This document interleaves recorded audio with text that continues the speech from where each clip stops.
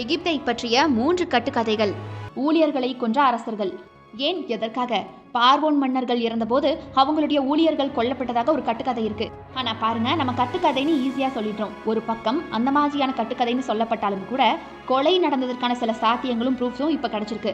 எகிப்துடைய முதல் வம்சத்தை சேர்ந்த 2 பார்வோன்கள் இறந்தபோது அவங்களோட தங்களுடைய ஊழியர்களை அடக்கம் செஞ்சதாக சொல்லப்படுது. அதாவது ராஜாக்களுக்கு யாரெல்லாம் பணிவிடை செய்றாங்களோ அவங்க ராஜா இறந்ததுக்கு அப்புறமா அந்த ஊழியர்கள் ராஜா கூடயே அடக்கம் செய்யணுமா, அதுதான் முறையா. 300 அல்லது அதற்கு மேற்பட்ட பார்வோன்கள் இறந்தபோது இதே மாதிரி ஊழியர்கள் கொல்லப்பட்டதாகவும் சொல்லப்படுது. அந்த ராஜாக்களோடையே ராணிகளோடையே ஊழியர்களும் அவங்க கூடயே போயிடணுமா. ஆனா பிற்கால பார்வோன்கள் அப்படி செய்யலையா. ஸோ அடுத்தடுத்து வந்த ராஜாக்கள் யாருமே அந்த மாதிரியான முறையை பின்பற்றலை அப்படின்னாலும் கூட ஏன்ஷியன் டைமில் ரொம்ப முற்காலத்தில் பார்த்தீங்கன்னா இந்த மாதிரி ஊழியர்களை பணிவிடை செய்கிறவங்கள தனக்கு கீழே இருக்கிறவங்கள தன்னோடையே மரணத்தை தழுவணும் அப்படின்னு கட்டாயப்படுத்துவாங்களாம், கொல்லுவாங்களாம். அந்த மாதிரியான முறைகள் ஏராளமாக இருந்திருக்கு. அடிமைகளால் தான் கட்டப்பட்டிருக்கு பிரமிட். கிமு 5ஆம் நூற்றாண்டுல கிரேக்க வரலாற்றாசிரியர் ஹைட்ரோடோடஸ் அப்படிங்கிறவர் என்ன சொல்லியிருக்காருன்னா, எகிப்தியர்கள் அடிமைகளை வச்சு தான் பிரமிடுகளை கட்டியிருக்காங்க அப்படின்னு கண்டுபிடிக்கிறாரு.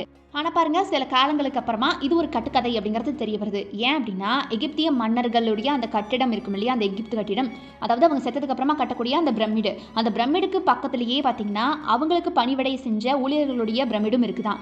அப்போ அந்த இடத்துல பிரமிட் அப்படிங்கிறது பார்த்தீங்கன்னா மரியாதைக்குரிய விஷயமா பார்க்கப்படுது. இறந்ததுக்கு அப்புறமாவும் அவங்கள நினைச்சு கட்டக்கூடிய ஒரு கல்லறை தான். ஆனால் பாருங்க, ஊழியர்களுக்கு அப்படி ஒரு கல்லறை கட்ட வேண்டிய அவசியம் இல்லை இல்லையா. பார்வோன்கள் அதுக்கு அனுமதிக்கவும் மாட்டாங்க. அப்படி இருந்திருக்கும் போது அடிமைகளுக்கு பிரமிடை யார் கட்டியிருப்பா? அடிமைகள் தான் பிரமிடை கட்டியிருப்பாங்கன்னா அப்போ அடிமைகள் இறந்ததுக்கு அப்புறமா அந்த அடிமைகளுடைய பிரமிடை யார் கட்டியிருப்பாங்கிற ஒரு யோசனை வருது இல்லையா. எஸ், டவுட்டே வேண்டாம். அதாவது பிரமிடுகளை கட்டியவங்க எகிப்திய கலைஞர்கள் தான் அப்படின்னு சொல்றாங்க. ஒருவேளை பைபிள்லையும் ஹாலிவுட்லையும் எகிப்தில் அடிமைகளை அதிகமாக காட்டினதுனால மக்கள் இந்த மாதிரி நினைச்சிருக்கலாம் அப்படிங்கிற மாதிரியான கருத்துக்களும் உலா வந்துச்சு அந்த சமயத்தில். மாட்டிறைச்சி அப்படிங்கிறது எகிப்தியர்களுடைய விருப்ப உணவாக இருந்திருக்கு. இது எப்படி கண்டுபிடிக்கிறாங்க அப்படின்னா, கிசாவில் தோண்டி இருக்காங்க. அப்போ அதிகப்படியான கால்நடை எலும்புகள் அவங்களுக்கு கிடைச்சிருக்கு ஆய்வாளர்களுக்கு. அது மூலியமா எகிப்தில் மாட்டிறைச்சி அப்படிங்கிறது பணக்கார மக்களுடைய பிரதானமான உணவாக அந்த சமயத்தில் இருந்திருக்கலாம் அப்படின்னு கண்டுபிடிச்சிருக்காங்க.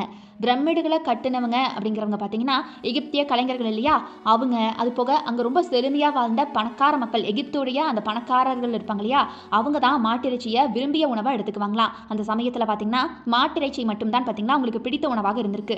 ஸோ படங்களில் காட்டுற மாதிரி அது இதுன்னு இல்லாமல் அவங்க இந்த மாதிரியான இறைச்சிகளையும் எடுத்திருக்காங்க அப்படிங்கிறது தான் உண்மை.